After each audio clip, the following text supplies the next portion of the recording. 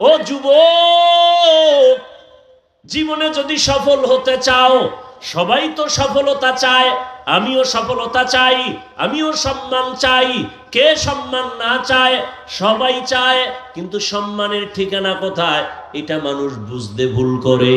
সম্মান আর সফলতা আসবে তিন জায়গার দোয়া: মা বাবার দোয়া, শিক্ষকের দোয়া, ওলামায়ে কেরামের দোয়া, নেক নজর। মা বাবার দোয়া ছাড়া জীবনে চেয়ার পর্যন্ত আসতে পারি নাই। মা বাবার চোখের পানি আর দোয়া যদি না থাকতো, তুমি টাকার মালিক হতে পারতা না, সম্মানের জায়গায় বসতে পারতা না। মা বাবার কত চোখের পানি আর কান্না আর দোয়া তোমার আমার জানা নাই রে বাবা। এত কষ্ট করে মা বাবা তোমাকে আমাকে মানুষ বানাইছেন। তুমি পরীক্ষার হলে গেছো, মা জানে তুমি পরীক্ষা দাও, তোমার তো চিন্তা নাই। আম্মা জান রাতের বেলা ঘুমায় না, চোখের পানি ছেড়ে কাঁদেন, হে মালিক আমার সন্তানকে পরীক্ষায় কামিয়ে বিধান করো। শিক্ষকের দোয়া বড় সম্পদ। দোয়া যদি না থাকে, ওই ছাত্রের শিক্ষার যোগ্যতা আসে না, এলেমে বরকত থাকে না। এরে আল্লাহর বান্দা, ওলামায়ে কেরামের নেক নজর যদি না থাকে, ওই বান্দার আখলাকের মধ্যে, চরিত্রের মধ্যে কোনো মহব্বত আসে না। আখলাক। আমি আপনাদের দোয়া নেওয়ার জন্য হাজির হয়েছি এবং সংক্ষিপ্ত দু চারটি কথা বলার নিয়তে কোরআনে হাকিমের এক আয়াতে কারিমা, নবীজির একটি হাদিসের অংশ পড়েছে। ইখলাস ও রুহানিয়াতের সমন্বয়, সহি নিয়তে, সহি তরিকায়, সহি কিছু কথা আমাকে বলার মতো, আপনাদেরকে শুনবার মতো দয়াময় আল্লাহ তৌফিক দান করুন। ওয়ালানাবলুওয়ান্নাকুম বিশাইইম মিনাল খাউফি ওয়াল জুই ওয়া নাকসিম মিনাল আমওয়ালি ওয়াল আনফুসি ওয়াস সামারাত। আল্লাহ বলেন, মুমিনকে আল্লাহ পরীক্ষা করবেনই করবেন। ভয়ের মাধ্যমে, ক্ষুধার মাধ্যমে, সম্পদের ঘাটতির মাধ্যমে, জীবনের ঘাটতির মাধ্যমে, ফলের ঘাটতির মাধ্যমে। অবাশশিরিস সাবিরিন, সুসংবাদ সওয়াবের যারা, ধৈর্য ধারণকারী যারা, এদের জন্য। নবীজি বলেন, মাইয়ুরিদিল্লাহু বিহি খাইরান ইউসিব মিন। আল্লাহ যাকে বেশি মহব্বত করেন, ভালোবাসেন, তাকে আল্লাহ মুসিবতের পরীক্ষা নেবেন। দুনিয়াতে আল্লাহ আমাদেরকে পাঠিয়েছেন পরীক্ষা দেওয়ার জন্য। পরীক্ষা দিতে হলে লেখাপড়ার প্রয়োজন, ক্লাস আদান প্রদানের প্রয়োজন, সবক দেওয়া নেওয়ার প্রয়োজন, শিক্ষক ছাত্রের সাথে কথোপকথনের প্রয়োজন। রুহের জগতে সবক আদান প্রদান হয়েছে সমস্ত আত্মার সাথে। এখন পরীক্ষা দরকার। পরীক্ষার হল বানায় আল্লাহ দুনিয়াতে মানুষ পাঠিয়েছেন। এই পরীক্ষায় পাস যারা করবে, তারা দুনিয়ার থেকেই জান্নাতের সুসংবাদ পেয়ে বিদায় নিবে। এবং এই পরীক্ষায় পাস করার জন্য একটা পুঁজি প্রয়োজন, যে পুঁজিটা না থাকলে সে পাস করা অসম্ভব। ওই পুঁজির নাম হলো ধৈর্য। এই ধৈর্য আবার তিন প্রকার: ইবাদতের বেলায় ধৈর্য, গুনাহের ক্ষেত্রে ধৈর্য, মুসিবতের ক্ষেত্রে ধৈর্য। ধৈর্য এমন একটা সম্পদ, যেটা অর্জন করতে পারলে আল্লাহ তাকে বড় বড় দুটো পুরস্কার দিবেন। এক পুরস্কার দুনিয়াতে পাবে, আর একটা আখেরাতে পাবে। দুনিয়ার পুরস্কার, আল্লাহ তার বন্ধু হয়ে থাকবেন, ইন্নাল্লাহা মাআস সাবিরিন। পরকালের পুরস্কার, আল্লাহ তাকে বিনা হিসাবে জান্নাত দান করবেন। ইন্নামা ইউওয়াফাস সাবিরুনা আজরাহুম বিগাইরি হিসাব। সাবিরিন যারা, এরা বেগাইরে হিসাব জান্নাতে যাবে। সেই জান্নাতটা কামাই করার জায়গায় দুনিয়া। দুনিয়া মাজরাতুল আখেরা, আখেরাতের ফসল কামাই করতে হবে দুনিয়াতে বসে।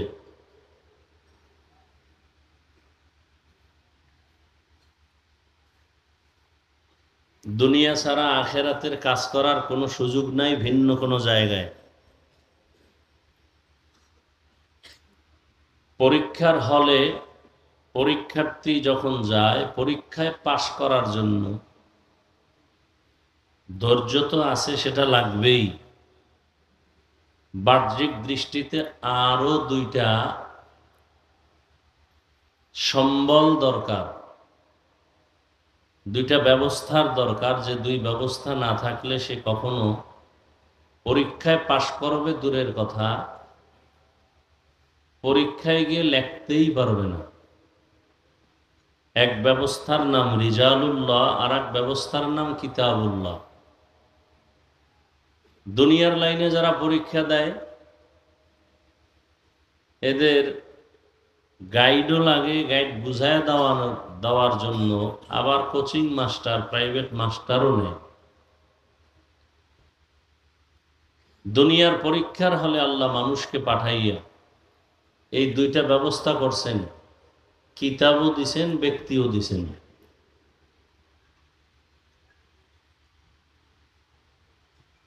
সমস্ত ব্যক্তি আল্লাহর দেয়া, সমস্ত কিতাব আল্লাহর দেয়া। ব্যক্তিদের মধ্যে শ্রেষ্ঠ রহমাতুল লিল আলামিন। আল্লাহ যত কিতাব দিয়েছেন এর মধ্যে শ্রেষ্ঠ কিতাব কুরআনুল কারীম। দোনো ব্যবস্থা আল্লাহ মক্কা নগরীতে দিয়েছেন। এই দুই ব্যবস্থার কোনো একটা যদি কেউ গ্রহণ করে, ভিন্নটা গ্রহণ না করে, তার ধ্বংস অনিবার্য। কেউ যদি শুধু কিতাব নিয়ে চলে, কোনো ব্যক্তির অনুসরণ না করে, ব্যক্তির কাছে না যায়, সে দুনিয়াতেই ধ্বংসের পথ বেছে নিল। এরকম মানুষের জমিনে এখনো আছে যারা বলে আমরা শুধু কিতাব মানি, কোনো ব্যক্তি মানি না। এরা বাতিল, এরা গোমরাহ। আবার একদল আছে যারা বলে আমরা ব্যক্তি মানি, কিতাব বুঝিও না, মানিও না, ব্যক্তি আমাদেরকে যা বলবে তাই। এরাও গোমরাহ। আর যারা বলেন আমরা ব্যক্তিও মানি, আল্লাহর দেয়া কিতাব কোরআনও মানি, তারা আহলে হক। যত উল্টা পাল্টা হয় চলাফেরা, কথাবার্তা, সর্বক্ষেত্রে খোঁজ নিয়ে দেখবেন দুইয়ের একটা নাই। হয়তো কোনো ব্যক্তি হিসাবে মুরব্বী মানে না, নয় মুরব্বীর অন্ধভক্ত, কিতাবাদি মানে না। এজন্য পদে পদে তার ঝামেলা, পদস্খলন। আল্লাহ পাক রব্বুল আলামিন দুনিয়াতে মানুষ বানাইয়া আল্লাহ পাক এই দুই ব্যবস্থাও দিয়ে দিলেন। মক্কা নগরীতে যখন রসুল আসছেন, এমন এক পরিবেশ ছিল যে মক্কার মানুষের মতো খারাপ পৃথিবীর আর কোথাও ছিল না। আপনাদের এলাকায় মসজিদ আছে, মসজিদ আছে না? মসজিদ থেকে একটু দূরের মানুষগুলো উল্টাপাল্টা যতটুকু করে, মসজিদের খুব নিকটের মানুষ উল্টাপাল্টা কম করে। কেন বলে মসজিদ? কথা ঠিক না? পৃথিবীর মধ্যে শ্রেষ্ঠ ঘর মসজিদ বাইতুল্লাহ, যার কোনো তুলনাই নেই। ইন্না আউওয়ালা বাইতিন উযিআ লিন-নাসি লাল্লাযী বিবাক্কাতা মুবারাকান ওয়া হুদা, মুবারাকান ওয়া হুদাল লিল আলামিন।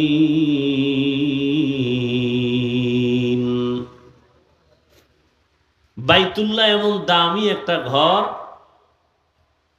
যে ঘর দেখলেই সওয়াব, শুধু তাকায় থাকবে সওয়াব। বাইতুল্লাহর দিকে যদি কোনো জিয়ারত করনেওয়ালা প্রথম নজর দেওয়া মাত্র অন্তর ভরে যে দোয়া করবে। রহমতের নবী বলেন, বাইতুল্লাহ এমন একটা ঘর, প্রথম নজর দিয়া তাকায়া যে কোনো দোয়া করবে সাথে সাথে আল্লাহ কবুল করে ফেলবেন। বাইতুল্লাহর দিকে যতক্ষণ তাকায়া থাকবে কিচ্ছু বলবে না, শুধু তাকায়া থাকবে যতক্ষণ ততক্ষণ শুধু সওয়াব আর সওয়াব। বাইতুল্লাহ এমন একটা দামি ঘর, যার আঙ্গিনার ভেতরে, যার সীমানার মধ্যে কোন মুমিন যদি বলে আল্লাহ, একবার আল্লাহ বলার বিনিময় 1,00,000 বার আল্লাহ বলার সওয়াব পেয়ে যাবেন। বাইতুল্লাহ এমন একটা ঘর, যেই ঘরের আঙ্গিনার ভেতরে সীমানার মধ্যে যদি কেউ একবার সুবহানাল্লাহ পড়ে, একবার বলার বিনিময়ে 1,00,000 বার সুবহানাল্লাহ বলার সওয়াব আল্লাহ দান করবেন। এত দামি একটা ঘর বাইতুল্লাহ। সব মসজিদ আল্লাহর ঘর। ঢাকার জাতীয় মসজিদ বাইতুল মুকাররম আল্লাহর ঘর, তবে বাইতুল্লাহ বড় দামি। অন্যান্য ঘরের তুলনায় বাইতুল্লাহ তুলনাহীন হেদায়েতের ঘর আল্লাহ বানাইছেন। তাহলে সেই বাইতুল্লাহ এমন দামি ঘর আল্লাহ বানাইয়া, যেই ঘরের দিকে তাকাইলেই সওয়াব, সেই ঘরের পাশের মানুষগুলো খারাপ হলেও একটু কম হবে, এর থেকে দূরের মানুষ আরো খারাপ হবে। কিন্তু বাইতুল্লাহর মানুষ এতটাই চরিত্রহীন, সারা দুনিয়াতে এদের মতো খারাপ আর কোথাও ছিল না। কারণ কি? এর অনেক কারণ। এর মধ্যে একটা কারণ হলো, এরা কোনো মুরব্বী এদের ছিল না, মুরব্বী হারা হয়ে চলতেছিল। ঈসা নবী চলে গেছেন, আমাদের নবী আসবেন, এর মাঝখানে কেউ নাই। এরা এক পর্যায়ে মুরব্বী যখন পায় না বা নেয় না, অটোমেটিক নফস তাদের মুরব্বী হয়ে গেছে। যারা বলে আমরা কোনো মুরব্বী মানি না, কোনো আল্লাহ ওয়ালা মানি না, অটোমেটিক তাদের নফস শয়তান মুরব্বী হয়ে তাদেরকে পরামর্শ দেয়, আর ওই নফসের ধোকায় পড়ে উল্টা পাল্টা করে। যখনই রহমতের নবী আসলেন, মক্কার মধ্যে পরিবর্তন শুরু হয়ে গেল। নবীকে দেখে সবার দিল নরম হয়ে গেল। দীর্ঘ 40 বছর পর্যন্ত নবী কারো কাছে নামাজের কথা বলেন না, রোজার কথা বলেন না, জিকিরের কথা বলেন না, তেলাওয়াতের কথা বলেন না, কোনো দাওয়াত নাই। শুধু নবী সবার সাথে মিলতেছেন, আলোচনা করতেছেন, ব্যবহার দিতেছেন। নবীর ব্যবহারে সব মানুষগুলো মুগ্ধ হয়ে যাচ্ছে, সবার মন আকৃষ্ট হয়ে যাইতেছে যে একটা নিরেট মানুষ। আর আল্লাহ রহমতের নবীর চেহারা মোবারকের মধ্যে রওব দান করেছিলেন, দেখলেই মায়া লাগত। এটা রসুলের বিশেষত্ব। তো নবীর প্রতি যখন আকৃষ্ট হলো মানুষের অন্তর, এইভাবে চলতে থাকলো 40 বছরের বেশি। এরপরে আল্লাহ কোরআন দিলেন, নবীজি দাওয়াত শুরু করলেন। সেই চরিত্রহীন মানুষগুলো নবীজির দাওয়াত আর আদর্শ গ্রহণ করার কারণে এতটা দামি হয়ে গেল, আল্লাহ পাক জিব্রাইল আমিনকে লিস্টি নিয়ে পাঠায় দিলেন, যাও রহমতের নবীকে লিস্টি দেখায়া দাও, যাদের নাম আছে এরা বিনা হিসাবে জান্নাতি।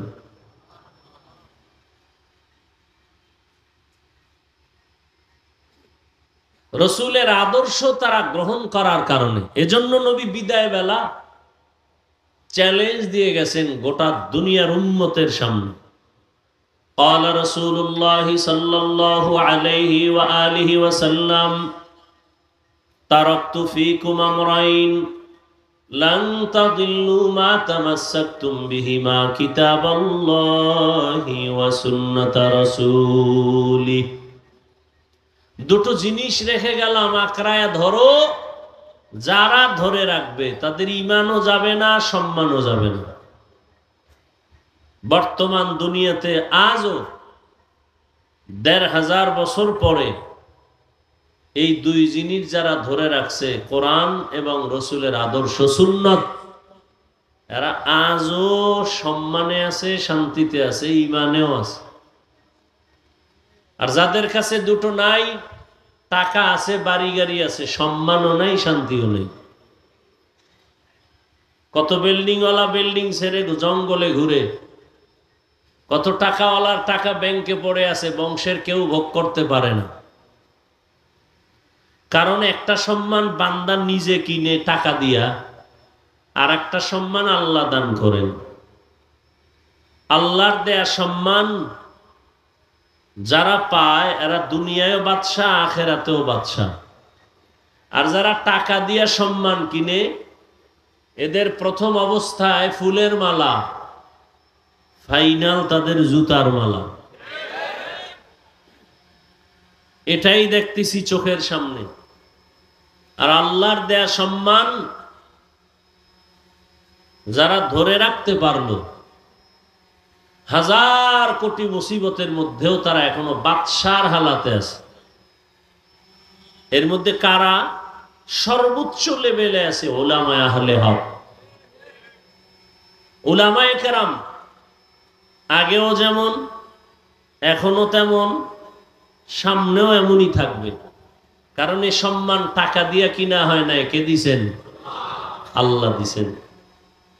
আর আল্লাহ তখনই দিবেন যখন বান্দা আল্লাহর হুকুম, রসুলের আদর্শকে নিজের জীবনের আপন বানায় নিবে।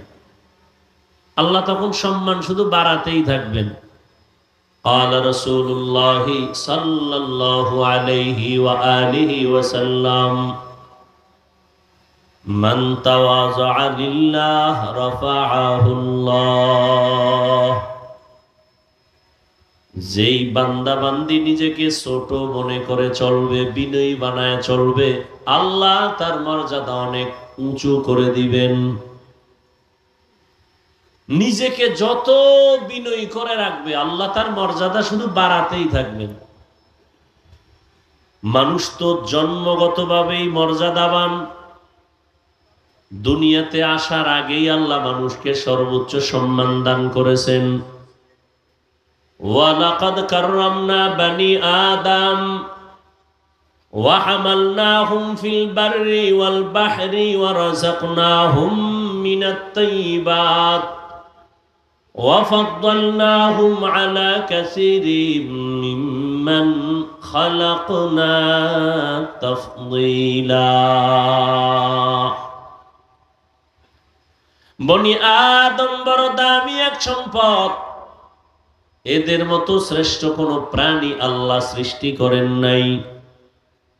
জমিনে চলার জন্য, পানির মধ্যে চলার মতো উত্তম ব্যবস্থা আল্লাহ করেছেন। উত্তম খানার আয়োজন আল্লাহ তাদের জন্য করেছেন। তাহলে মানুষ জন্মগতভাবে, সৃষ্টিগতভাবেই শ্রেষ্ঠ। নূরের সৃষ্টি শ্রেষ্ঠ না, আগুনের সৃষ্টি শ্রেষ্ঠ না। আল্লাহ পাকের স্থায়ী ঘোষণা, সিদ্ধান্ত, মাটির সৃষ্টি মানুষ হলো শ্রেষ্ঠ। আল্লাহ সিদ্ধান্ত দিয়া দিলেন নূরের সৃষ্টি শ্রেষ্ঠ না, আগুনের সৃষ্টি শ্রেষ্ঠ না, একমাত্র মানুষ হলো শ্রেষ্ঠ। ঘোষণাকার আল্লাহ। তাহলে মানুষ তো দুনিয়াতে আসার আগেই মর্যাদাবান। আল্লাহ আবার মর্যাদা বাড়াবেন? বলে হ্যাঁ। কেমন মর্যাদা? সম্মান। কোন ব্যক্তির সম্মান কতটুকু আছে, এটা মাপকাঠির জন্য অন্য মানুষের প্রয়োজন। একজন আলেমের সম্মান আছে, সবাই আমরা জানি, বুঝবো কেমনে এটার সম্মান আছে? কয় যে তাকে দেখলে সবাই সম্মান করে, সালাম দেয়, সম্মানের স্থান দেয়। এটার দ্বারা বুঝি এর অনেক মান, অনেক দাম।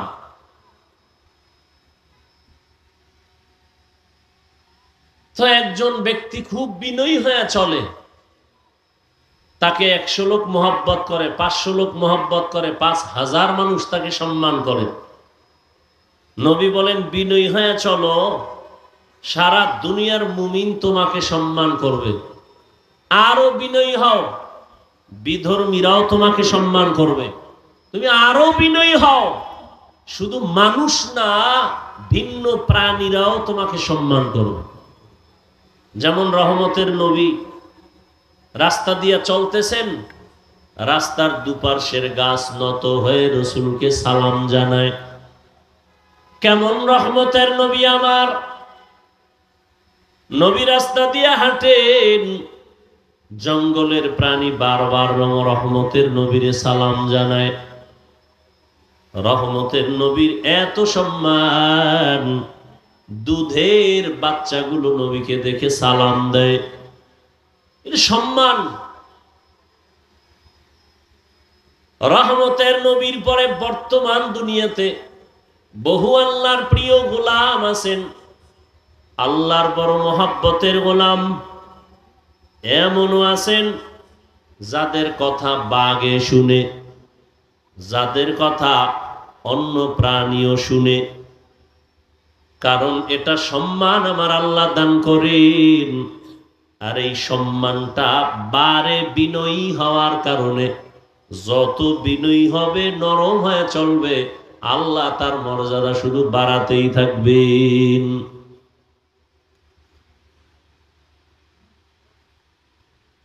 এমপি সাহেব চেয়ারে বসছে, চেয়ারের মেয়াদ শেষ হয়ে গেছে।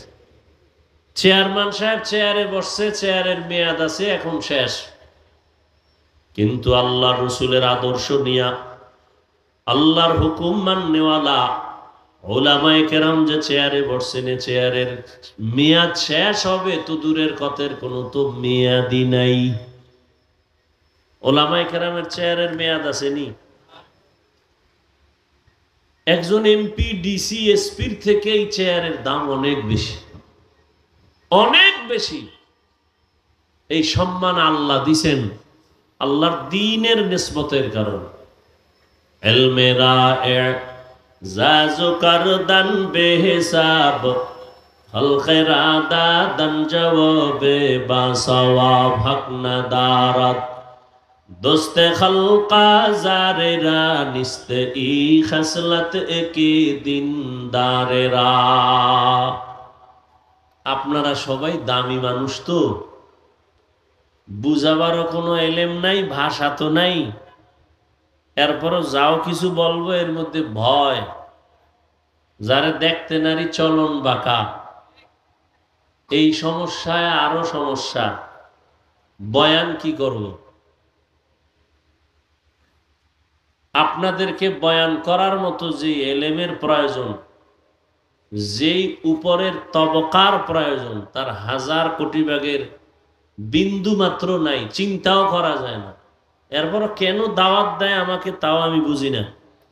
তবে চট্টগ্রামের একজন ওলিয়ে কামেল, আল্লাহ পাকের প্রিয় গোলাম, আহলুল্লাহ যাকে বলে, দুনিয়ার থেকে চলে গেছেন মুফতি আজিজুল হক রহমতুল্লাহ আলাইহি।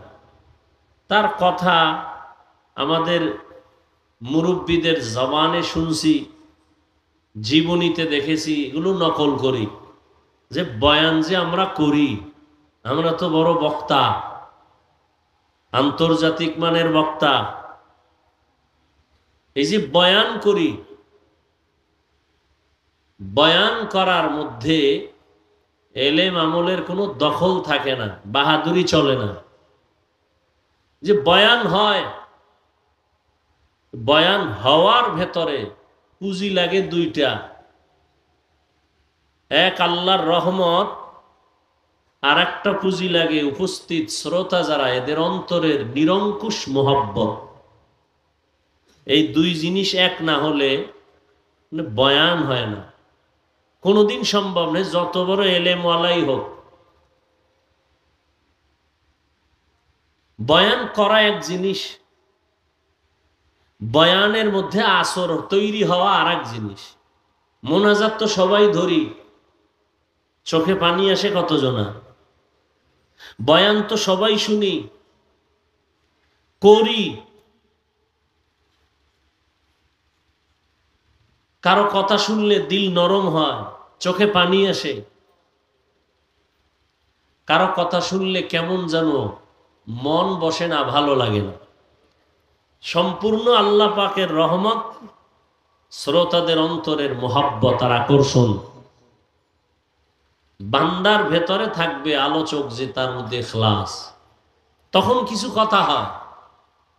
আর এখন তো সব কিছু হয়ে গেছে ফ্যাশন, সব ফ্যাশন।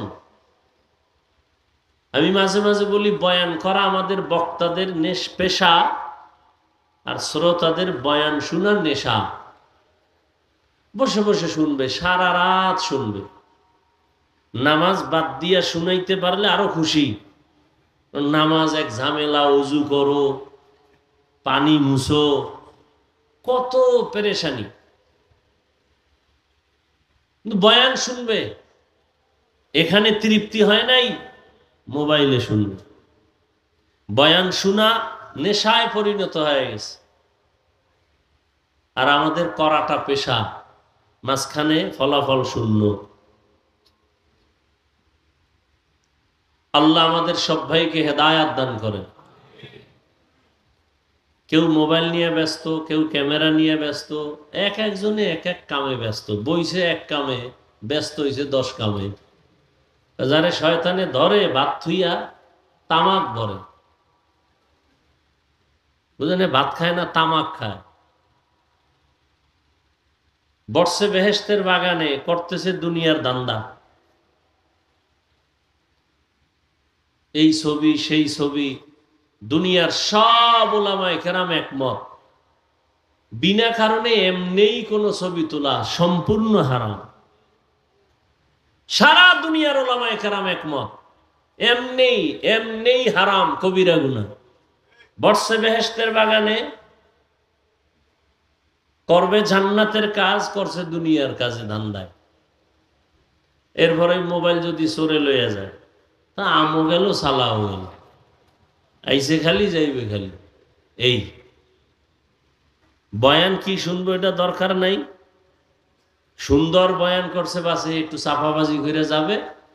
সুন্দর বয়ান, কি বয়ান ওটা বলার কোনো সুযোগ নাই, সুন্দর এতটুকু বলা যায়। এলমেরা এজাজু করদান বেহিসাব, খলকেরা দাদান জবাবে বাসাওয়াব। রহমতের নবী, যার কোনো গুনাহ নাই, কেউ সন্দেহ করলে তার ঈমান চলে যাবে। সেই রহমতের নবী কতটা বিনয়ী হয়ে চলেন। মক্কার চরিত্রহীন মানুষগুলো নবীর এত আশেক। কেমন বিনয়ী নবী আমার! 63 বছর হায়াতে কখনো রহমতের নবী কাউকে একটা গালি দেন নাই।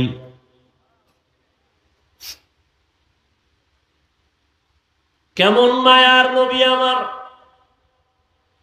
রহমতের নবীর জীবনে ভুলেও কোনোদিন একটা মিথ্যা কথা বলেন নাই, কাউকে একটা গালি দেন নাই।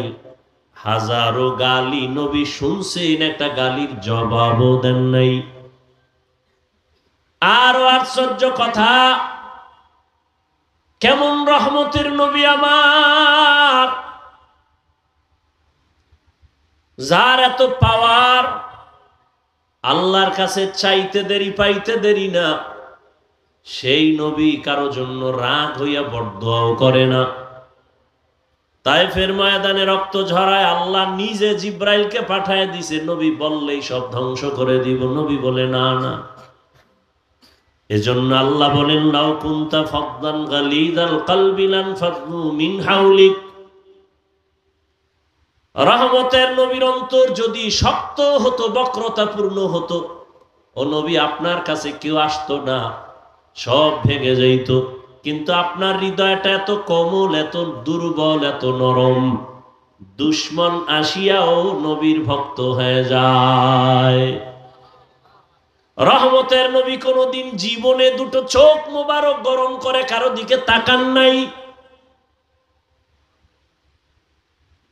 দুটো চোখ মোবারক গরম করে নবী কোনদিন কারো দিকে ভুলেও গরম চোখে তাকান নাই।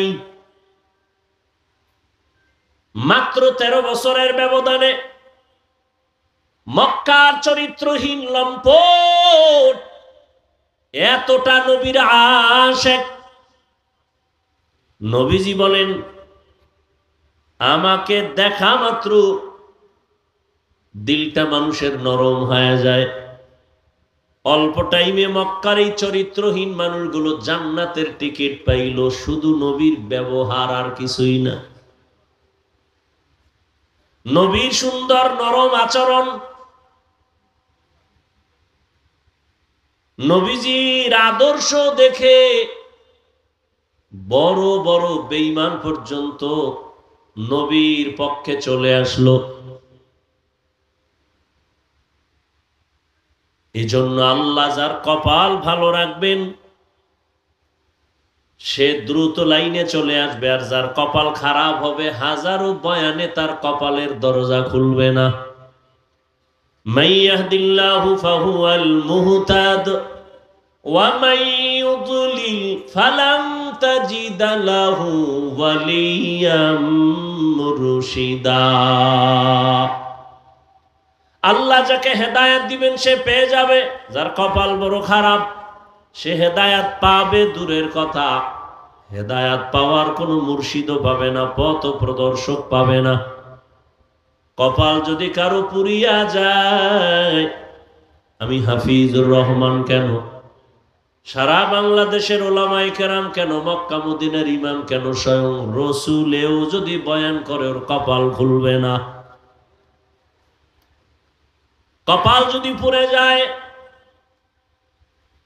আর কপাল পুড়ে 3 জায়গায় বেয়াদবি করলে এমন পোড়া পুড়ে ওই পোড়া আর জোড়া লাগে না। কয় জায়গায়? 3 জায়গায় বেয়াদবি করলে কপাল পুড়ে যাবে। মরার পরে না, আগেই পুড়ে যাবে, শাস্তিও মরার আগে শুরু হবে।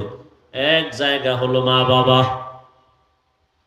মা বাবার সাথে যদি বেয়াদবি করে ওই সন্তান মরার আগেই বিছানায় পড়ে যাবে, বিচার শুরু হয়ে যাবে।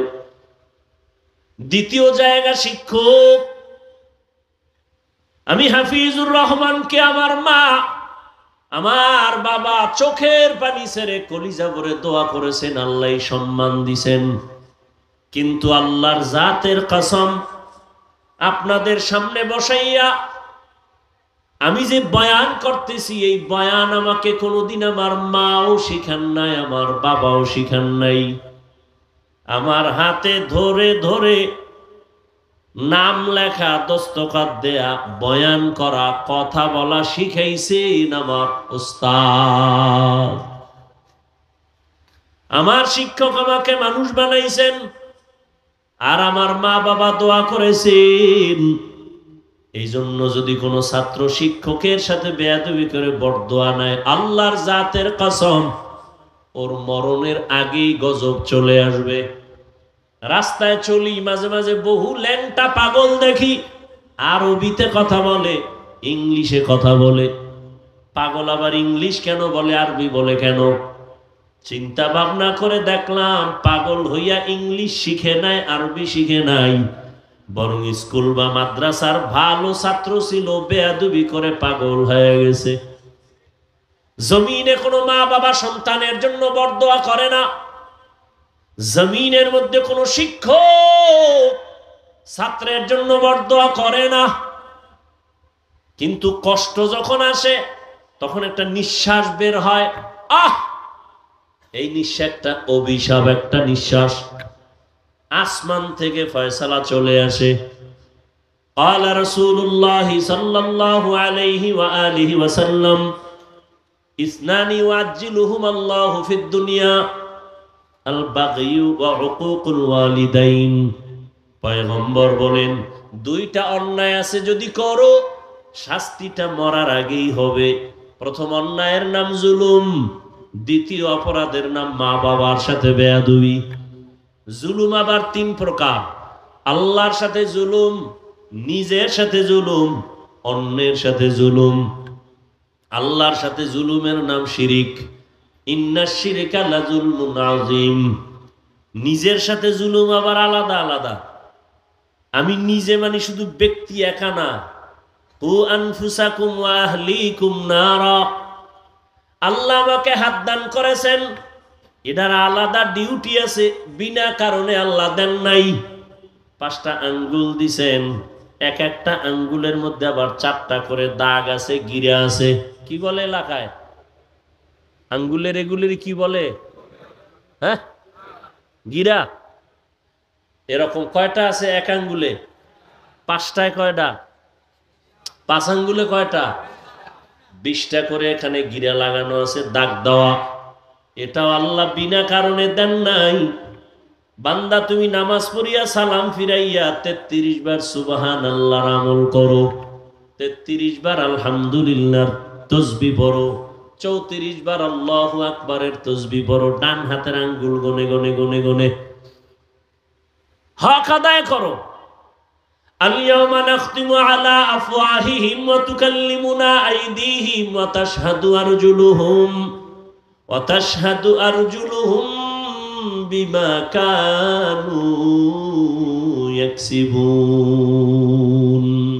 দস্তগোয়াদ মঞ্চুনি দুজদিদা আম, লব্বগোয়াদ মঞ্চুনি বসিদা আম, চশমগোয়াদ চিদা আম গম জাহারাম, গোশগোয়াদ চিদা আম সমরুল কালাম। হাতটা আল্লাহ যে কাজের জন্য দিছে, ওই কাজে হাতকে ব্যবহার না করা হাতের জুলুম। আল্লাহ দুটো চক্ষু দান করেছেন ডিউটি করার জন্য।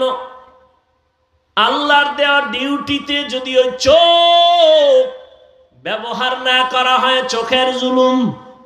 এই চক্ষু দিয়া মা বাবা দেখবা সওয়াব, এই দুইটা চক্ষু দিয়া আল্লাহর প্রিয় ওলিদের চেহারা দেখবা সওয়াব, এই দুটো চক্ষু দিয়ে আল্লাহর কোরআন খুলে তাকায় তাকায় দেখবা সওয়াব।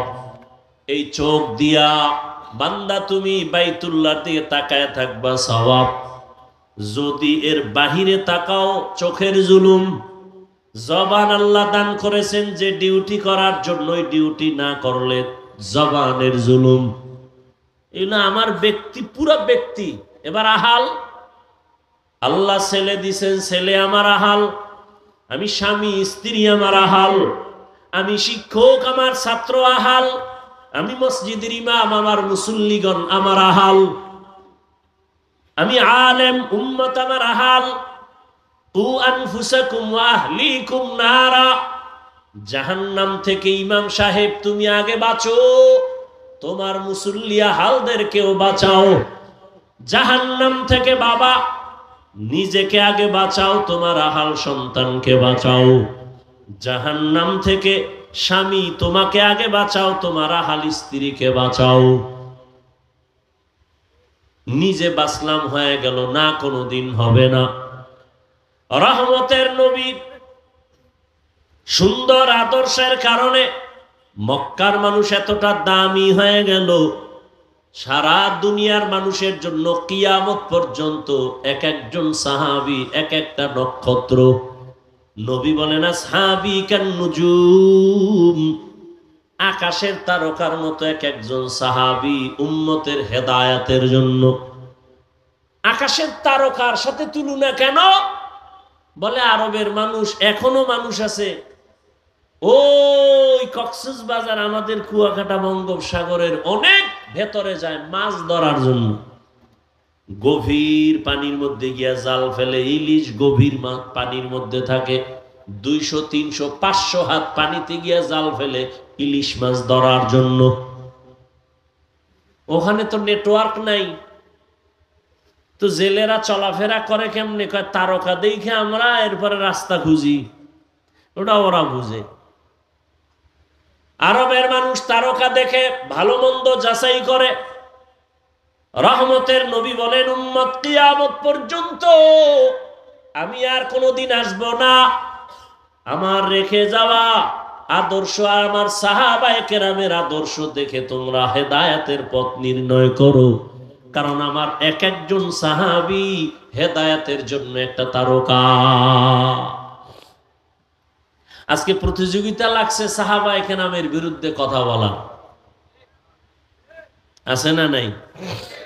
কোন হিন্দু কিন্তু এই প্রতিযোগিতায় নাই, ইহুদিও নাই, খ্রিস্টান নাই, বৌদ্ধ নাই, বিধর্মীরা নাই, নামদারি মুসলমানরা প্রতিযোগিতা লাগছে বাংলার জমিনের মধ্যে বসিয়া ওমরে ফারুক রাদিয়াল্লাহু তাআলা আনহুকে ভণ্ড বলার মতো সাহস করনে ওলা টুপিওয়ালাও আছে।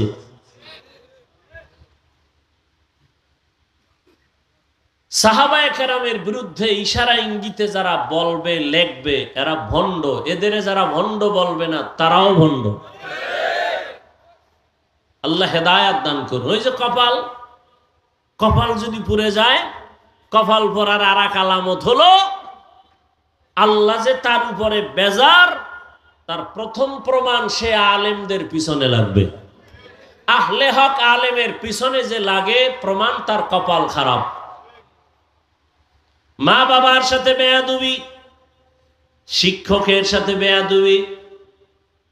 3 নাম্বার হলো উলামায়ে কেরাম মুরব্বীদের সাথে বেয়াদবি।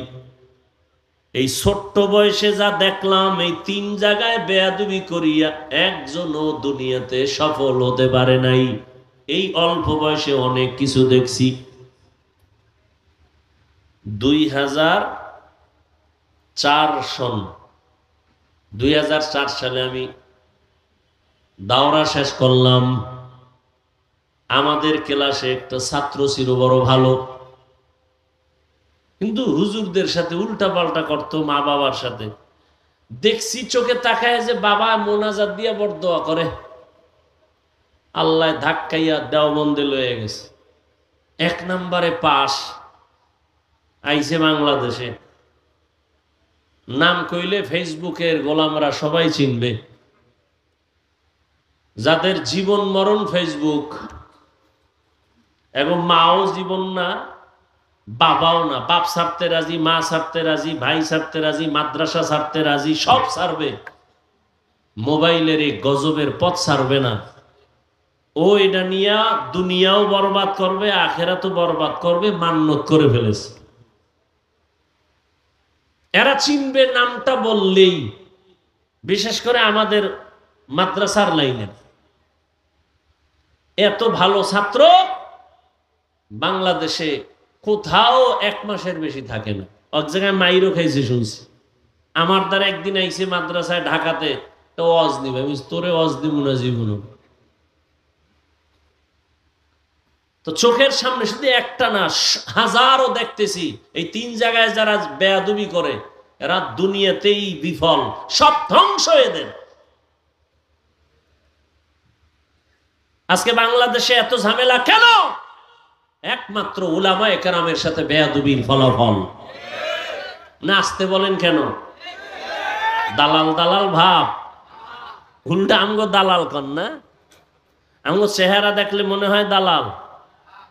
উলামায়ে কেরাম যদি কোন সুদখোরের কাছে যায়, বুঝতে হবে তার রং ঠিক রেখে যদি যায় তাহলে সুদখোরের রং লাগায় নাই, বুঝতে হবে তাহলে ইসলামের স্বার্থে গেছে, দুনিয়ার স্বার্থে না।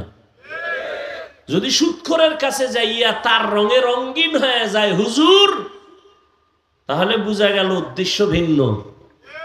কিন্তু উলামায়ে কেরাম তার অস্তিত্ব ঠিক রেখে যদি আওয়ামী লীগের কাছে যায়, বিএমপির কাছে যায়, যার কাছে যায়, বুঝতে হবে দিনের স্বার্থে। হাটহাজারীর হুজুর গেছেন দিনের স্বার্থে, আওয়ামী লীগ হতে যান নাই। বিএমপির কাছে গেছেন মুফতি আমিনী রহমতুল্লাহ আলাই, হাজারো আলেম দিনের স্বার্থে গেছেন, মাদ্রাসার স্বার্থে গেছেন, কোরআন হাদিসের অস্তিত্ব ঠিক রাখার জন্য গেছেন, বিএমপির গোলাম হতে যান নাই।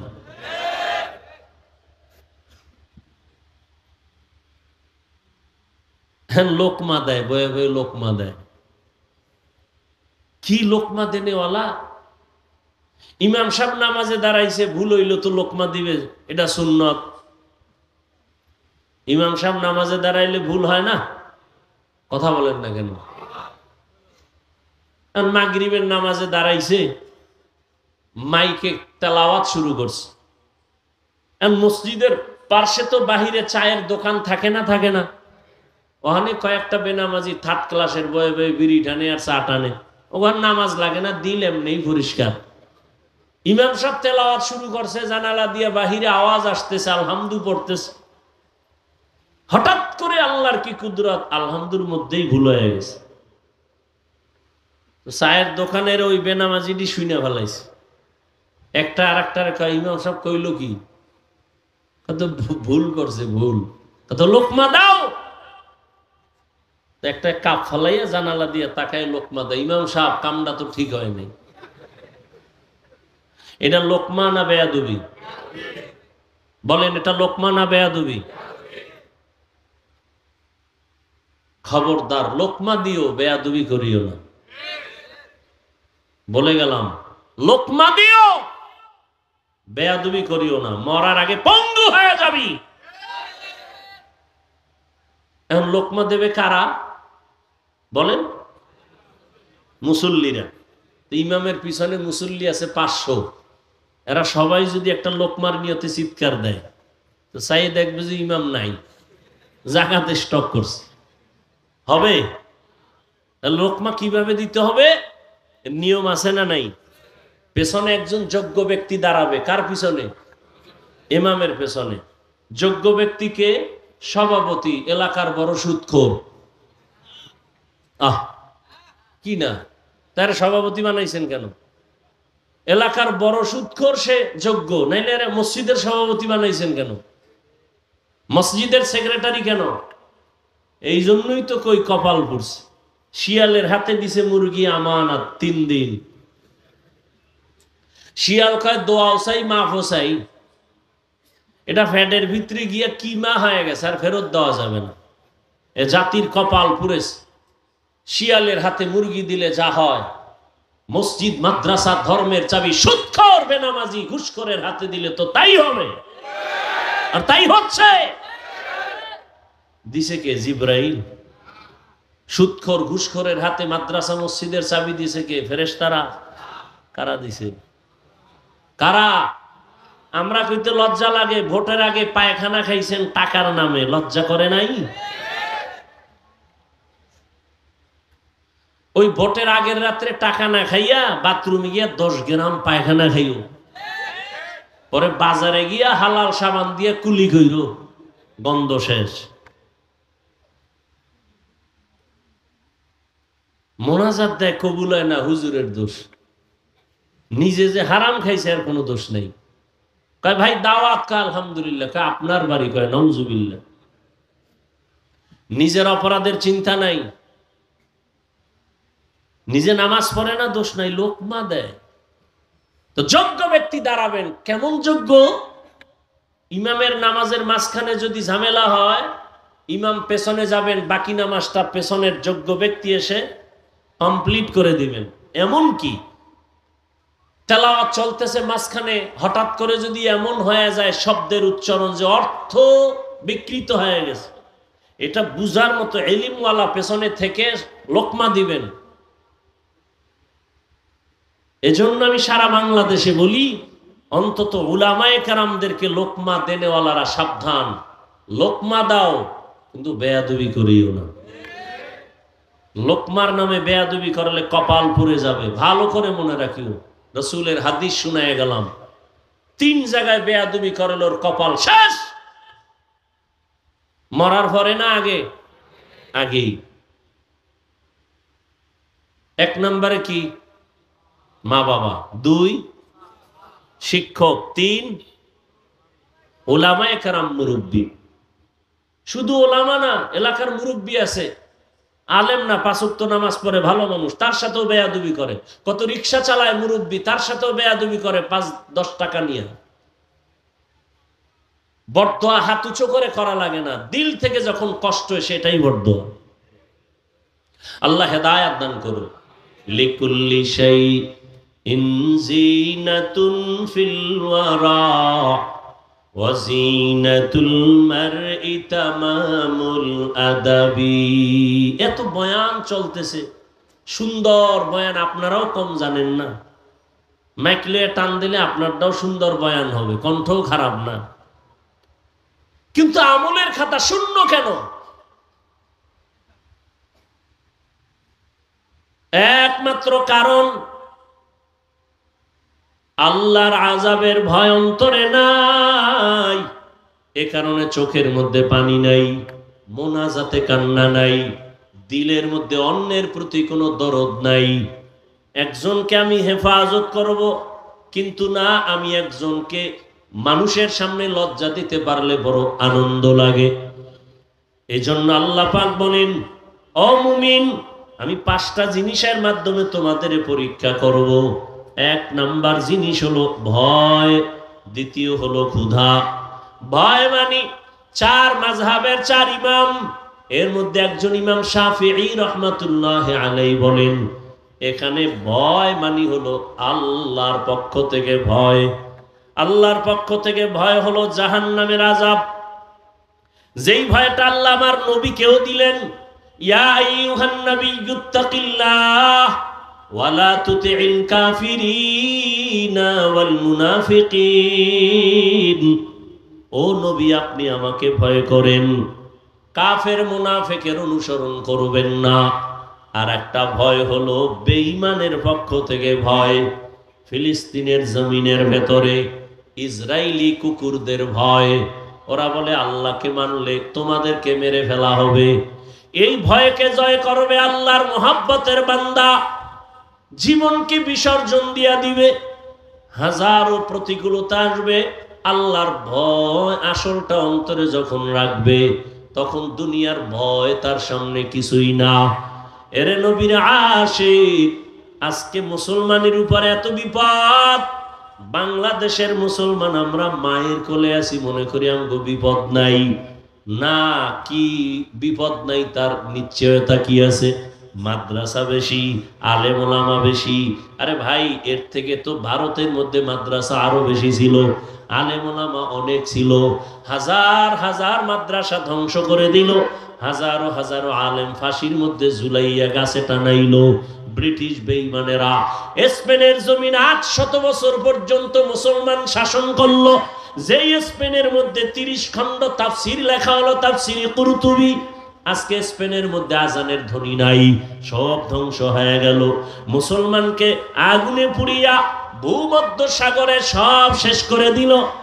ইহুদি বেঈমানরা মিছিল করলো, আনন্দ মিছিল। ওই দিনটা ছিল এপ্রিলের 1ম তারিখ, 1 এপ্রিল। 1 এপ্রিল মুসলমানের কান্নার দিন, বেঈমান ইহুদিদের আনন্দের দিন। কিন্তু মুসলমান বুঝে না, এপ্রিল ফুল পালন করতে গিয়া মুসলমানেরাও আনন্দ করে লাফায়। অথচ মুসলমানের এক ক্লান্তের দিন, বেঈমান কর্তৃক অত্যাচার নিপীড়ন মুসলমানের উপরে, স্পেনের জমিন ধ্বংস যেদিন শুরু হয় 1 এপ্রিল। এই জন্য বেঈমানরা এপ্রিল ফুল পালন করে। মুসলমানের ইতিহাসও জানা নাই, জানবে দূরের কথা। হিন্দু আইসাই বাংলাদেশে ইসলামের বিরুদ্ধে আন্দোলনের ডাক দেয় নাই, ইহুদি দেয় নাই। এ দেশে ইসলামের 12টা বাজানেওয়ালা মুনাফিকই যথেষ্ট।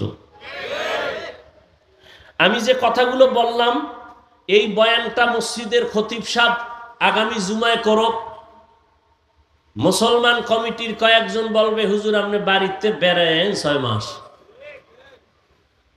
কথা ঠিক? কারণ ওই শিয়ালের হাতে মুরগি। কেমনে জাতির কপাল খুলবে? এজন্য রহমতের নবী বলেন, মুসিবতের পরীক্ষায় পাস করো,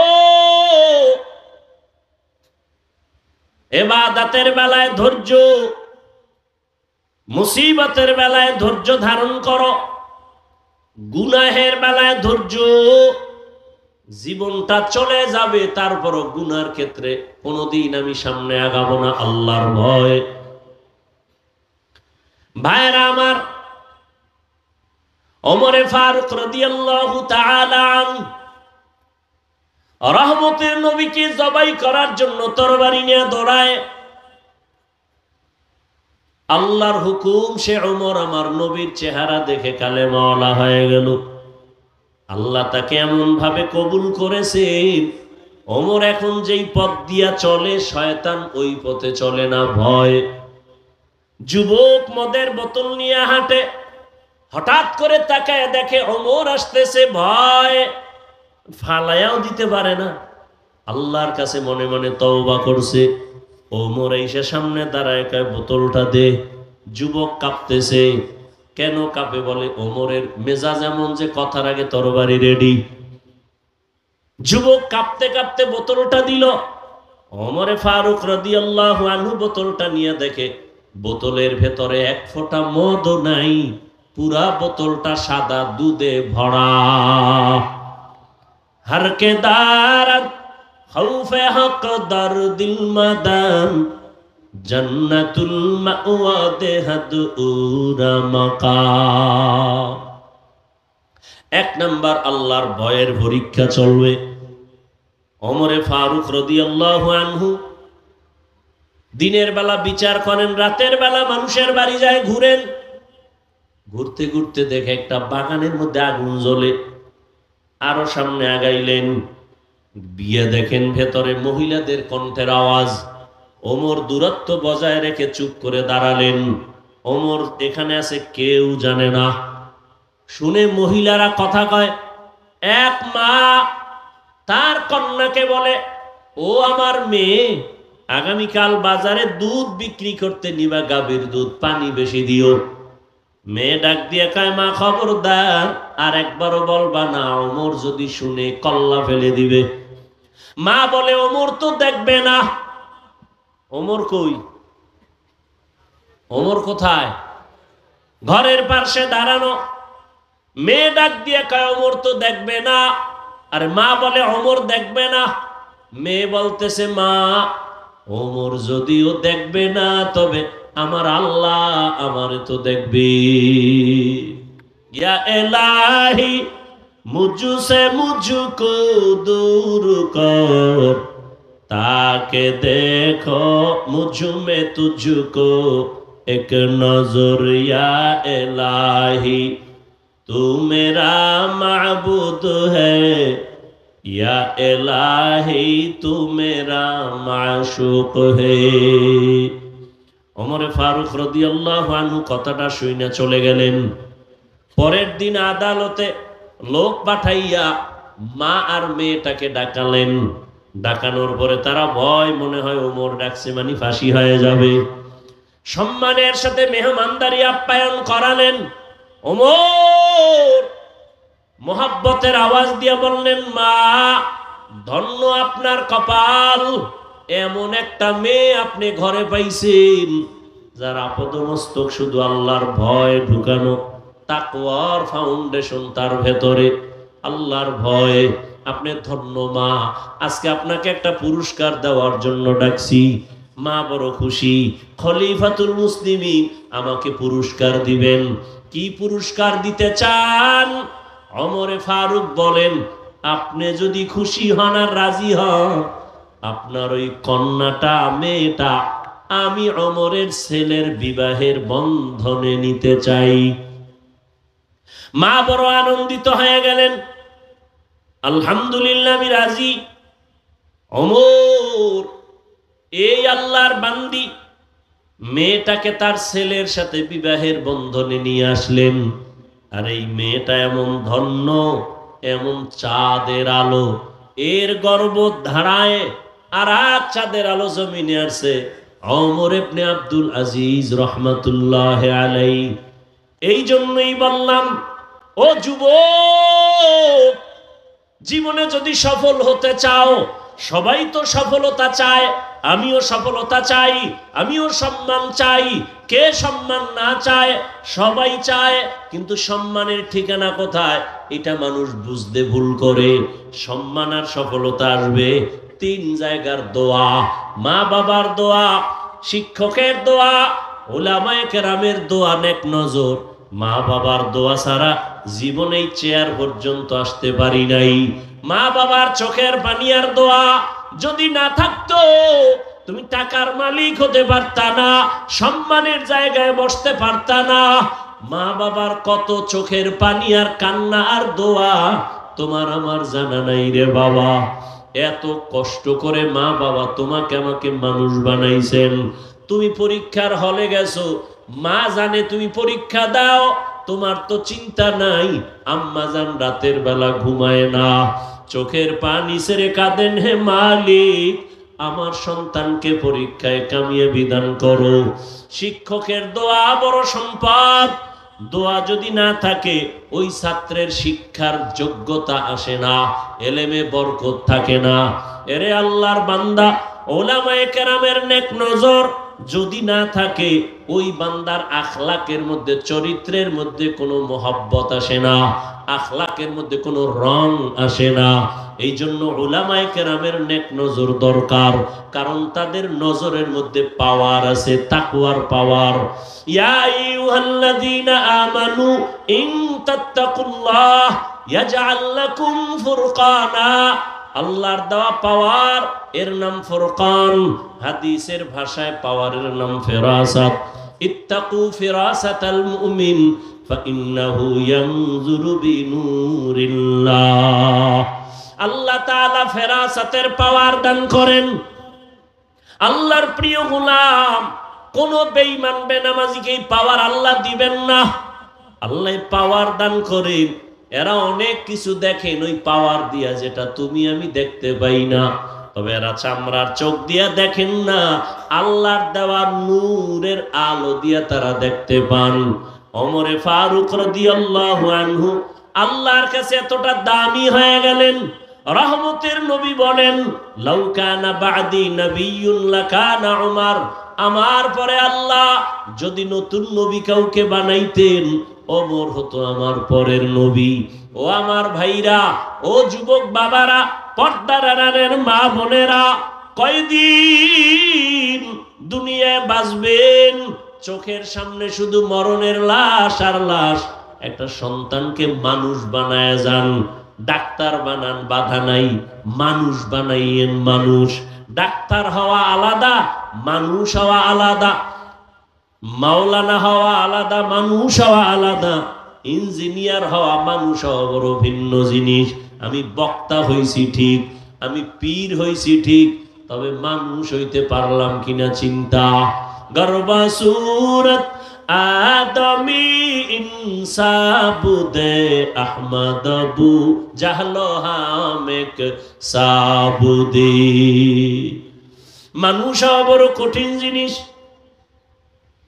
এজন্য সন্তানটারে ডাক্তার বানাবেন, ইঞ্জিনিয়ার বানাবেন, প্রফেসর বানাবেন, কোনো বাধা নাই। তবে দাবি খবরদার যেন সন্তান বেয়াদব না হয়। আপনার সন্তানের ব্যবহারে যেন আলেম কষ্ট না পায়, সন্তানের আচরণে মা বাবা কষ্ট না পায়, সন্তানের ব্যবহারে কখনো যেন শিক্ষক কষ্ট না পায়। ডাক্তার যদি হও যুবক, আদর্শমান আদোওয়ালা ডাক্তার হইও। হাটহাজারী আর চট্টগ্রাম না, কপাল যদি খুলে যায় ডাক্তার হইয়াও দেখবা সারা দেশের মধ্যে তোমার সম্মান। তবে এই সম্মানের জায়গা পেতে হলে মা বাবার দোয়া লাগবে, শিক্ষকের দোয়া লাগবে, আলেমদের দোয়া লাগবে, না হয় সম্ভব না। আর বেয়াদবি কইরা যদি ডাক্তার হও, তাসলিমার মতো জুতার বাড়ি খেয়ে জমিন থেকে পালাতে হবে। ইঞ্জিনিয়ার হও, সম্মানের ইঞ্জিনিয়ার, আদর্শবান। ও যুবক, বয়ান করি মুসলমানের একদল তো আমগো ঢিল সুরে সুরে বলে নবীজি বেঈমানের দাওয়াত দিছে, তোমরা কেন মুসলমানের দাওয়াত দাও? কত কথা, কথা তো আমারও এইটা, আপনাদের কেন বয়ান করব? আজকে তো হিন্দুদের বয়ান করলে ভালো হইতো, ইহুদিদের বয়ান করব। চট্টগ্রামের পাহাড়ি অঞ্চলে খ্রিস্টান মিশনারিরা কতই না ঝামেলা করতেছে, ওখানে বয়ান করা দরকার। পঞ্চগড় অঞ্চলে গিয়া কাদিয়ানি বানাচ্ছে, ওখানে বয়ান করা দরকার। কিন্তু টাইম কই? ফজরের পরে বয়ান, জোহরের পরে বয়ান, আসরের পরে বয়ান। ওই যে পরশুদিন না আগের দিন বৈরী আবহাওয়া, বৃষ্টি, বিবারিয়ার প্রোগ্রামে যেতে পারি নাই, যাইতে পারি নাই। রেডি 10টা থেকে, হেলিকপ্টারে নিবে, পাগল হয়ে গেছে আবেগ, যেতে পারি নাই, হেলিকপ্টারে যেতে হবে, এত টাকার বাহাদুরি, যাইতেই হবে। কিন্তু মাওলায় যদি কবুল না করে কেমনে যাব? সবাই দেখতেছে, এরপরও মানুষ যেতে পারি নাই। বললাম একটা আলাদা প্রোগ্রাম গাড়িতে গিয়ে চেষ্টা করব দেওয়ার, না উল্টা পাল্টা। আমি মাদ্রাসায় ব্যস্ত, বিভিন্ন কাজ, বর্তমান বছরের শুরু, ছাত্রদের নিয়ে ঝামেলা, একটা ছাত্র উল্টা পাল্টা করছে, নিয়ে ঝগড়া করতেছি, ফট করে মোবাইল সামনে এনে দিছে। কোথায় মোবাইল, কার সাথে কথা বলবো, চিনি না কার সাথে, আমি আছি এক ব্যস্ততায়, মেজাজ গরম। ওদিকে বৃহস্পতিবার আমি রোজা রাখি, রোজা অবস্থায় ছাত্র উল্টা পাল্টা ধমকাইতেছি, এর মধ্যে মোবাইল কোথায় ধরছে, মাইকে না কোথায় তাও জানি না। আমার দরকার আছে, এত বড় একজন আল্লাহর বান্দা, কি জানি নাম, বিবারিয়ার একজন খুব বুজুর্গ মানুষ, জীবনে কারোর সাথে বেয়াদবি করলাম না, আর তুমি মনে করো চিনি না, জানি না, বুঝলাম না, ফট করে মাইকে দিয়া দিলা, আর কি বললাম না বললাম আল্লাহ ভালো জানেন, না জেনে না বুঝে এটা আবার মাইকে তুমি প্রচার করো, আর বলো আমি বেয়াদবি করেছি। আল্লাহ হেদায়াত দান করো, আরো জোরে বলেন। আর মিডিয়াওয়ালারাও পাইছে, মানে মাঝে মাঝে এত কষ্ট লাগে। তাহলে আমরা বেদাতীদেরকে গালি দেই কেন? আহলে বাতিলদেরকে গালি দেই কেন? জামাত ইসলামীর লোকদের বিরুদ্ধে অনেক কথা বলা হয় কেন? কই তারা তো তাদের আপনজন নিয়ে মাঠে ময়দানে কাদা ছড়াছড়ি করে না। আমাদের কওমির মধ্যে এই দুর্বলতা কেন? আমার মনে পড়ছে চট্টগ্রামের খতিবে আজম সিদ্দিক আহমদ রহমতুল্লাহ আলাইহির কথা। আমার এক ওস্তাদ মুহতারাম বলছিলেন, খতিবে আজম রহমতুল্লাহ আলাইহি নাকি এক সময় বলছিলেন, আফসোস করে দেশের আলিয়া মাদ্রাসাগুলো পূর্ণ শিবিরে, আর কওমি মাদ্রাসা পূর্ণ কিবিরে, অহংকারে। না হয় ভুল একজনে করেই ফেললো, এটাকে সরাসরি করার দ্বারা ইসলামের লাভ কি? একজন আলেমের বিরুদ্ধে উম্মতকে বিভ্রান্ত করে দিলে ইসলামের উপকার কি? কেন এগুলো আমাদের মাঝে বুঝেও না, পাইছে আর দিয়ে দিস, খুশি কি ওই রাতের ঘুম তার আরামে হবে একজনকে বেইজ্জতি করতে পারলে। আল্লাহ হেদায়াত দান করুন, আল্লাহ হেদায়াত দান করুন, আল্লাহ আমাকে হেদায়াত দান করুন। আমার এলেম নাই, আমল নাই, চলি আল্লাহওয়ালাদের নেক নজর, মা বাবার দোয়া। আমি বেয়াদবি করব কেন? আমার দুনিয়াতে আসা থেকে আজ পর্যন্ত কোনো বেয়াদবির ইতিহাস নাই, চিনি আর না চিনি না, আমি কোন মুভমেন্টে ছিলাম, কি অবস্থায় ছিলাম খবর নাই। আল্লাহ হেদায়াত দান করুন। তো যে কথা বলতেছিলাম, এত কষ্ট কষ্ট গাধার মতো দৌড়াচ্ছি, এরপরও ফলাফল দুর্বল কেন? আপনারাও মুসলমান, আমিও মুসলমান, আপনাদের আল্লাহ আমার আল্লাহ এক না দুই? আপনাদের নবী আমার নবী, আপনাদের কোরআন আমার কোরআন, আপনাদের কাবা আমার কাবা, আপনাদের কালেমা আমার কালেমা, সব এক। দুনিয়াতে আসছি সিস্টেম এক, বিদায়বেলা কাফনের সংখ্যাও এক। আপনারও 3টা, আমার একটা বেশি, আমারও 3 কাফন। মহিলাদের কয়টা? কথা বলেন। 5টা। কালার হবে আলাদা, হুজুরদের কাফনের কালার হবে আলাদা, আপনাদের কালার আলাদা না এক? কি কালার বলেন বলেন? সাদা, সব এক। কালার লইয়াও কিলেকিলি চলে কেন বলেন? কালার লইয়াও দ্বন্দ্ব, কে কালো ভরলো, কে সাদা, কে সবুজ, এ নিয়েও দ্বন্দ্ব আছে না নাই? বিদায় বেলা কালার হবে সব এক, সাদা। কবরের সাইজও হবে এক, কবরের মধ্যে রেখে প্রশ্ন করা হবে 3টা, তাও এক। রবের পরিচয় দাও, ধর্মের পরিচয় দাও, রাহমাতুল লিল আলামিনের পরিচয় দাও, এর নবীর উম্মতের দল। তাহলে আপনার আমার আল্লাহ এক, নবী এক, কোরআন এক, কাবা এক, ধর্ম এক, কালেমা এক, আশা এক, যাওয়া এক, কাফন এক, কালার এক, কবর এক, প্রশ্ন এক। আপনাকে বয়ান করব কেন? অথচ দুঃখ, আমি টুপি খুলতে চাই না। আপনি কেমন মুসলমান যে টুপি দিতে চান না, লজ্জা পান? আমি দাড়ি কাটলে লজ্জা পাই, আর আপনি কেমন মুসলমান দাড়ি রাখতে লজ্জা পান? আমিও মুসলমান, আপনিও মুসলমান। আমি পর্দা না করলে লজ্জা লাগে, আপনি পর্দা করতে গেলে লজ্জা পান। আমি মসজিদে না ঢুকলে লজ্জা পাই, আপনি ঢুকতে গেলে লজ্জা পান। বুঝি না আমরা কি ভুলে আছি নাকি আপনারা ভুলে আছেন? কেন আলেম ওলামাদের বয়ান কাজে লাগান না? শুধু আমি কি একা বয়ান করি? হাজার হাজার আলেম দৌড়াচ্ছে। তাবলীগওয়ালাদের মেহনত, পীর মাশায়েখের মেহনত, ওলামায়ে কেরামদের ঘুম নাই খানা নাই। নিজের বাড়ি, ছেলে মেয়ে, পরিবার নিয়ে আলেম ওলামারা এত ভাবে না। এই উম্মতের নিয়ে যেই ভাবনাটা ভাবে, ওলামায়ে কেরামের মতোই জাতিকে নিয়ে আর কেউ ভাবে না। আর বাকি সবাই যারা কয় আমরা জনগণ নিয়ে ভাবি, সব চান্দাবাজ আর ধান্দাবাজ। একমাত্র এই জাতির কলিজার আপন ওলামায়ে কেরাম আর কেউ নাই, সব চান্দাবাজ আর ধান্দাবাজ। সবাই চিন্তা করে আমার চেয়ার কেমনে ঠিক রাখবো, অমুকের চেয়ার থেকে নামায় আমি ক্ষমতায় বসবো। আর ওলামায়ে কেরামের এই চিন্তাই নাই। ইমামতি থাক আর যাক টেনশন নাই, মাদ্রাসার শিক্ষকতা থাক যাক টেনশন নাই, কিন্তু উম্মতের চিন্তায় বিভোর, কোনো টেনশন নাই। উম্মতের জন্য একটু প্রচেষ্টা, আবার আল্লাহর কাছে কান্নাকাটি করে, পাও ধৈর্য ধৈর্য ধৈর্য ধৈর্য নরম নরম ভাষায় বয়ান করে, ভাইজান টুপি পরেন, মা বাবার খেদমত করেন, মিথ্যা বলবেন না, মানুষের সাথে খারাপ ব্যবহার করবেন না, বড়দের শ্রদ্ধা করবেন, ছোটকে স্নেহ করবেন, সুন্নাত অনুযায়ী ঘুমাবেন, নবীর আদর্শ মতো খানা খাবেন, কাউকে গালি দিবেন না। এইভাবে তাবলীগওয়ালারা, এভাবে পীর সাহেবরা এত কলিজা দিয়া বুঝায়, এরপর আমরা বক্তারাও বুঝাই, ফলাফল জিরো কেন? একমাত্র কারণ আল্লাহর আযাবের ভয় অন্তরে নাই।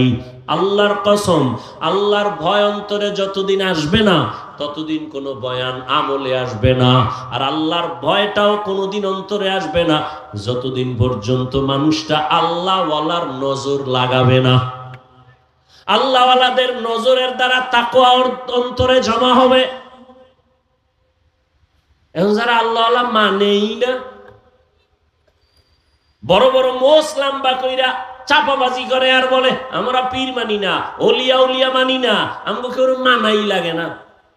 আমি সারা বাংলাদেশে বলছি, যারা বলে আমরা ওলিয়া উলিয়া মানি না, কোন মুরব্বি মানি না, আহলুল্লাহ মানি না, এরা কোরআন মানে না, বুখারী মানে না, এরা ভণ্ড। এদের যারা ভণ্ড বলবে না তারাও ভণ্ড। এদের অন্তরে কোনোদিন তাকওয়া আসবে না, সম্ভবই না। তাকওয়া আসার পথই হলো আল্লাহওয়ালাদের নেক নজর লাগাও। একটু আগেই বলছি, আল্লাহর ওলি যারা, তাদের নজরের মধ্যে পাওয়ার আছে, তাকওয়ার পাওয়ার। ও দিয়া তাকাইলেই অন্তরের মধ্যে ভয় আসে। আমি নগদ একটা প্রমাণ আপনাকে দেই, সত্য কথা বলবেন, তাল মিলাবেন না, আল্লাহকে সাক্ষী রেখে বলেন। এই যে মাহফিলে বসছেন, ওলামায়ে কেরামের মজলিসে বয়ান শুনতেছেন 1 ঘন্টা 2 ঘন্টা, এই যে বয়ান শোনার পরে আল্লাহকে সাক্ষী রেখে বলেন, অন্তরের মধ্যে একটু ধাক্কা লাগছেনি? বলেন বলেন। 2 ঘন্টা বয়ান আলেমের সামনে বসিয়া বয়ান শোনার কারণে 2 ঘন্টা টাইমে যদি আপনার অন্তরে একটু ধাক্কা লাগে, হায় রে আমি করলাম কি, আমার জীবনের উপায় কি, আমি কোথায় আছি, কোথায় যাব, 2 ঘন্টা যদি আপনার বয়ানে একটু ধাক্কা লাগে, তাহলে আপনি যদি আলেম ওলামা আহলে হক এদের পেছনে একদিন না, ঘন্টা না, বছরকে বছর সময় কাটাইতে থাকেন, এক সময় আপনার ধাক্কা লাগতে লাগতে কলবের এমন অবস্থা হালাত হবে, আপনি জান্নাতের চেহারা দেইখা ওলি হইয়া কবরে যাবেন। আউলিয়ারা কারে উকবা ইখতিয়ার, জাহেলারা কারে দুনিয়া ইখতিয়ার। মাইলে মোমেন সোয়ে মোমেন মিশাওয়াদ, মাইলে কাফের সোয়ে কাফের মিশাওয়াদ। ও আমার যুবক বাবারা, তাকাইয়া দেখো, তুমি ডাক্তার হও, ইঞ্জিনিয়ার হও, মা বাবার দোয়া, শিক্ষকের দোয়া, ওলামায়ে কেরামের দোয়া নিয়ে 5 বেলার নামাজ পড়িয়া চলো, দেখবা জীবন সফল হবে। অনেকে মনে মনে ভাবে এটা কেমনে সম্ভব। যুবকদের থেকে জবাব চাই বাবারা, তোমার মতো যুবক সত্য কথা বলো, স্কুল কলেজে পড়ে 5 ওয়াক্ত নামাজও পড়ে আসেনি। তোমার বিবেকের কাছে প্রশ্ন, বলো তুমি কেন পারো না? তোমার মতো যুবক র‍্যাব, আর্মি, পুলিশ, বিডিআর এর চাকরি করে, 5 ওয়াক্ত নামাজি নাই। ওসি সাহেব, ডিসি, এসপি 5 ওয়াক্ত নামাজ পড়ে। বিবেকটাকে জিজ্ঞাসা করো, বাবা তুমি কেন পারবা না? রাস্তায় গাড়ি চালায় যুবক, ড্রাইভার, নামাজ বাদ দেয় না, বলো তুমি কেন পারবা না? কৃষি কাজ করে তোমার মতো জেনারেল লাইনের যুবক, শ্রমিকের কাজ করে, ব্যবসা করে, নদীর মধ্যে মাছ ধরে, নামাজ বাদ দেয় না, বলো তুমি কেন পারবা না? আসলেই তোমার কপালে না জানি কারো বরদোয়া লাগছে। আল্লাহ বুঝি গুনার কারণে বেজার হয়ে গেছে। না হয় তোমার মতো যুবক স্কুলে পড়ে, নামাজ পড়ে, তুমি কেন পারবা না? তোমার উপরে বুঝি মা বাবা বেজার। না হয় কোনো আলেমের অন্তরে কষ্ট দিছো, না হয় কোনো শিক্ষকের অন্তরে বুঝি কষ্ট দিয়া বরদোয়া নিছো। এখনো সময় আছে, তওবা করো। ও পর্দার আড়ালের আম্মা জানেরা, বোনেরা, আপনারা কত ধন্য মা। আপনারা আলেমের মায়ের মতো মা, হাফেজে কোরআনের মায়ের মতো দামি মা। আপনারা তো নবীদের মায়ের মতোই। আপনারা তো খাদিজা রাদিয়াল্লাহু আনহার মতো নারী, ফাতেমা রাদিয়াল্লাহু আনহার মতো নারী, আয়েশা রাদিয়াল্লাহু আনহার মতো নারী। আপনার মতো কত মা এখনো আছে অঞ্চলে, 5 ওয়াক্ত নামাজ পড়ে, মোবাইলে সময় নষ্ট করে না, স্বামীর মাল হেফাজত করে, খেয়ানত করে না, নামাজ পড়ে 5 বেলার। আম্মা জানেরা, আপনারা কেন পারবেন না? 5 ওয়াক্ত নামাজ পড়বেন, স্বামীর মাল হেফাজত করবেন, মোবাইলে সময় নষ্ট করবেন না, সন্তানটাকে আদর্শওয়ালা ডাক্তার বানাবেন, কোরআন পড়াবেন, সন্তানটাকে নামাজি বানাবেন, ডাক্তার হইয়াও তেলাওয়াত করবে, মা বাবার জন্য দোয়া করবে, সবাই তার জন্য দোয়া করবে। এরে আম্মা জান, এখনো সময় আছে, তওবা করেন। বৃদ্ধ বাবাজি, আপনার মতো কত বুড়া মানুষ মসজিদে গিয়া 5 ওয়াক্ত নামাজ পড়ে, আপনি কেন পারবেন না? এখনো সময় আছে, তওবা করে নেন। মনে মনে আমার আল্লাহকে বলেন, হে আল্লাহ, জীবনে তো গুনাহ কম করি নাই, আমার গুনার খবর আমার মা বাবা আপনজনেরা জানে না, আমার গুনার কারণে আমার হাত নাপাক, আমার চোখ নাপাক, জিহ্বা নাপাক, অন্তর নাপাক। ও আল্লাহ, কত নামাজ ছেড়ে দিলাম। মনে চাইছে দাড়ি কাটবো, কেটে ফেলেছি। মনে চাইছে পার্কে যাব, দৌড়ায় গেছি। নামাজ আজান শুনিয়াও পড়ি নাই। আর কত, মরণ তো একদিন হবেই। আজকে থেকে তওবা করে নিলাম। যেখানে থাকি, যেইভাবেই থাকি, আর নামাজ ছাড়বো না, দাড়ি আর কাটবো না, বেপরদায় চলবো না। মা বাবার দোয়া নিয়া, শিক্ষকের দোয়া নিয়া, ওলামায়ে কেরামের নেক নজর দোয়া নিয়া, নবীজির আদর্শ মতো জীবনটাকে চালাবো। তওবা করার মতো যদি নিয়ত হয়, মুনাফিকি যদি কারো অন্তরে না থাকে, আল্লাহর ভয় অন্তরে নিয়া খাঁটি তওবার নিয়ত যাদের আছে, দুটো হাত আমার আল্লাহকে দেখায় দেই। আল্লাহ, হাতগুলো কবুল করে নেন, তওবা কবুল করে নেন। তওবার উপরে মজবুত হইয়া নবীজির আদর্শ মতো চলার তৌফিক দান করেন, আমিন। আলহামদুলিল্লাহি রাব্বিল আলামিন।